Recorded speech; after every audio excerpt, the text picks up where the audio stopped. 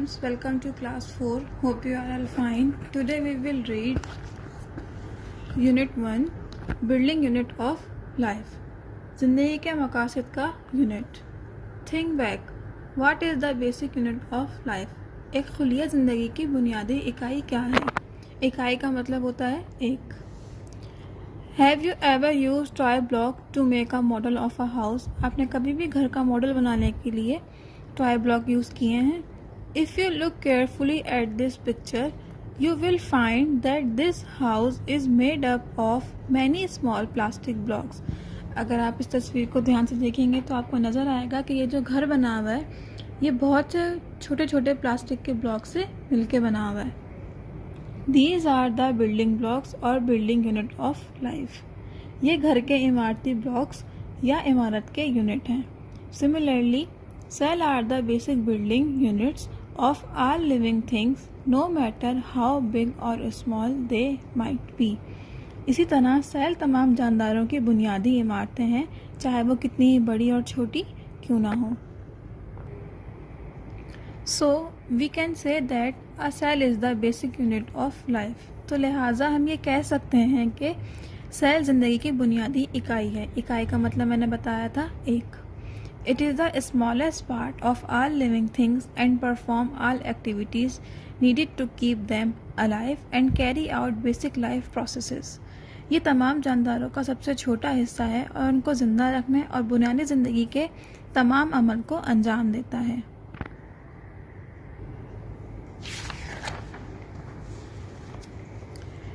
Cells similar in structure and functions combine together to perform a specific function. वो cell जो बनावट और कामों में मिलते जुलते हों आपस में मिलकर एक मखसूस काम को अंजाम देते हैं. Such groups of cells are called tissues. इस तरह का जो सेल का मजमूआ होता है वो टिश्यूज़ कहलाता है. Tissues with a similar shape and functions combine together to form organ. एक जैसी शक्ल और एक जैसा काम करने वाले टिश्यूज़ आपस में मिलकर एक ऑर्गन सिस्टम बनाते हैं.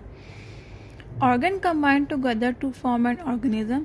जब ऑर्गन आपस में मिलते हैं तो वो किसके इकसाम में तब्दील होते हैं? ऑर्गन सिस्टम के इकसाम में तब्दील होते हैं. Different organ system combine together to form an organism. मुख्तलिफ किस्म के ऑर्गन सिस्टम जब आपस में मिलते हैं तो वो ऑर्गेनिज्म के इकसाम में तब्दील होते हैं. Some living organisms are made up of only one cell.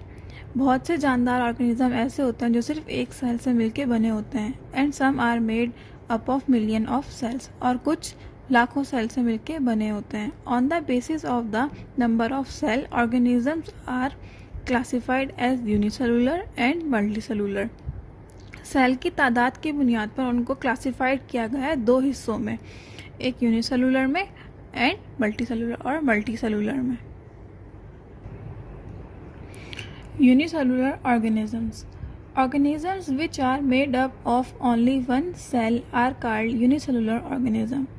वो ऑर्गेनिज्म जो सिर्फ एक सेल के बने हुए होते हैं वो क्या कहलाते हैं? Unicellular organisms. In a unicellular organism a single cell carries out the life process. Unicellular organism में एक ही सेल पूरी ज़िंदगी के अमल को अंजाम देता है. They can only be seen under a microscope. इनको हम सिर्फ माइक्रोस्कोप के ज़रिए ही देख सकते हैं. A few examples of unicellular organisms are the amoeba, bacterium, yeast and paramecium. ये कुछ एग्जाम्पल हैं यूनिसेलुलर ऑर्गेनिजम्स की. आप देख सकते हैं पैरामेशियम, अमेबा एंड बैक्टीरियम. इनको हम सिर्फ माइक्रोस्कोप के ज़रिए ही देख सकते हैं.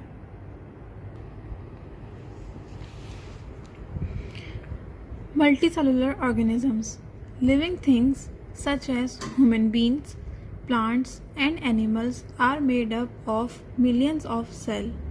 जानदार चीज़ें जैसे कि इंसान, पौधे और जानदार ये जो होते हैं ये बहुत सारे लाखों सेल से मिलके बने होते हैं. They are called multicellular organism.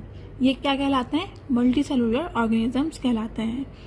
In a multicellular organism, different cells are specialized to perform different duties. Multicellular organism में मुख्तलिफ सेल्स को मखसूस किया जाता है मुख्तलिफ कामों को अंजाम देने के लिए. Multicellular organism are visible to human eye. हम मल्टी सेलुलर ऑर्गेनिजम्स को हम अपनी आँखों से देख सकते हैं, जैसे कि हम एनिमल्स को देख सकते हैं, इंसानों को देख सकते हैं और पौधों को देख सकते हैं। सो स्टूडेंट्स, ये कुछ एग्जांपल्स थी मल्टी सेलुलर ऑर्गेनिजम्स की। मैं उम्मीद करती हूँ आपको यूनिसेलुलर और मल्टी सेलुलर का फ़र्क समझ में आया होगा। अब हम अपने नेक्स्ट लेक्चर में मिलेंगे, तब तक अपना ख्याल रखें। अल्लाह हाफिज़।